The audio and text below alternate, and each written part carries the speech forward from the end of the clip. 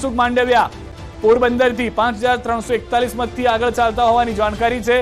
તરફ ચંદનજી ઠાકોર 1000 મતથી પાટણમાં આગળ ચાલી રહ્યા છે। હવે જે કાંટાની ટક્કર હતી તેના ઉપર પણ આ બેઠકો સતત ચર્ચામાં રહી હતી। જ્ઞાનીબેન 6000 થી વધુ મતની લીડથી આગળ ચાલી રહ્યા છે। બીજી તરફ રાજપાલસિંહ જાદવ આગળ ચાલી રહ્યા છે, પંચમહાલ ભાજપના ઉમેદવાર।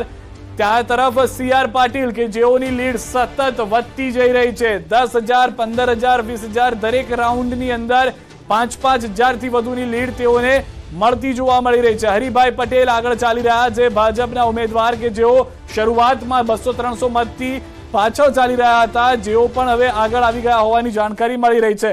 પૂનમબેનને લઈને જે જાણકારી હતી કે જેમાં 7,000 મતથી તેઓ પાછળ ચાલી રહ્યા હતા તેને પણ જાણકારી આપીશું। કલાબેન ડેલકર ભાજપ દાદરાનગર હવેલી લોકસભા બેઠકના ઉમેદવાર આગળ ચાલી રહ્યા છે।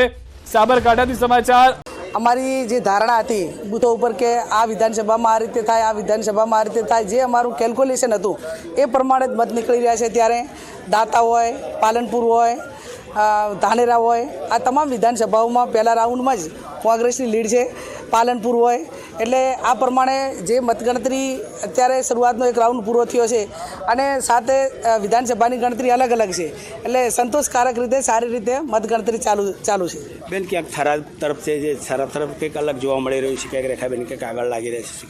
હા, એટલે તો પછી 4-5માં બી આગળ નહીં, તમને પહેલું કીધું, એટલે બધે જ એક રાઉન્ડમાં આગળ હોય એવું નહીં, પણ જે પ્રમાણે અમારું જે કેલ્ક્યુલેશન હતું કે થરાદમાં આટલું આ રીતે થાય, દાતામાં, એટલે અમારી જે ગણતરી હતી એ પ્રમાણે જ બૂથો ઉપરથી મથક ઉપરથી આંકડા આવી રહ્યા છે। ચોક્કસપણે જ્ઞાનીબેન જે રીતે કહી રહ્યા છે કે જે રીતે પોતાની ધારણા હતી અને જે 7 બેઠકો જે હતી 7 બેઠકો પર જે ગણતરી શરૂ થઈ છે